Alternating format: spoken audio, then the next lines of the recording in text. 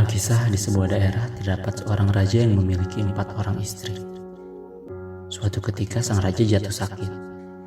Dirinya tak bisa bergerak dan hanya bisa terbaring lemah di tempat tidurnya. Merasa takut bila nanti dirinya akan kesepian saat sudah meninggal, sang raja pun bertanya pada keempat istrinya apakah mereka ingin ikut mati bersamanya. Istri keempat yang selalu mendapatkan perhiasan, emas, dan pakaian yang mahal dari sang raja pun menjawab, "Maaf, aku tak mau ikut mati bersamamu." Kemudian pergi meninggalkan sang raja. Kemudian sang raja bertanya pada istri ketiga, apakah dia mau ikut mati bersamanya.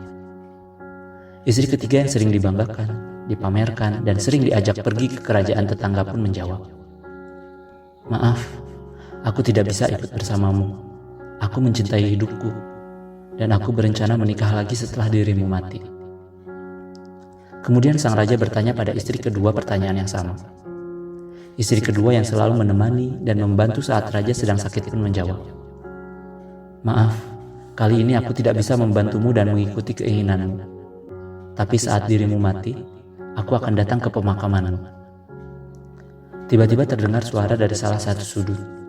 Suara itu berkata, "Aku akan ikut denganmu meski harus ikut mati bersamamu."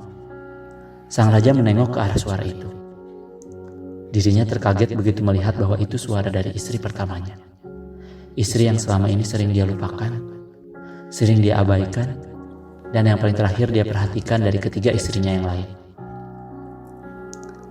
Inti dari kisah raja dengan 4 orang istri ini adalah bahwa kita sebenarnya memiliki 4 orang istri.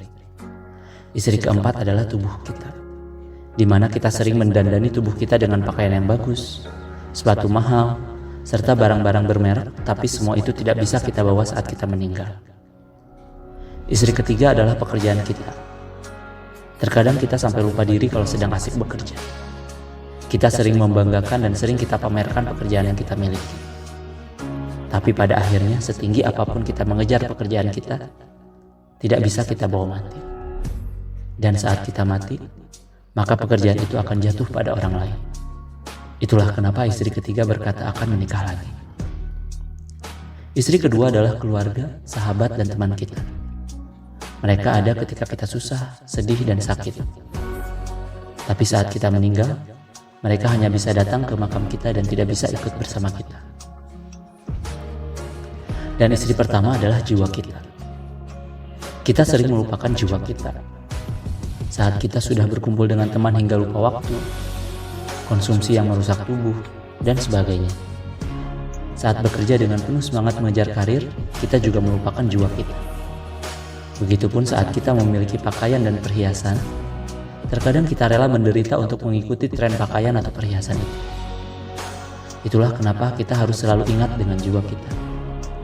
Kita harus bisa menjaga jiwa agar tetap sehat. Karena jiwa kita akan mengikuti kita saat kita susah dan saat kita mati nanti.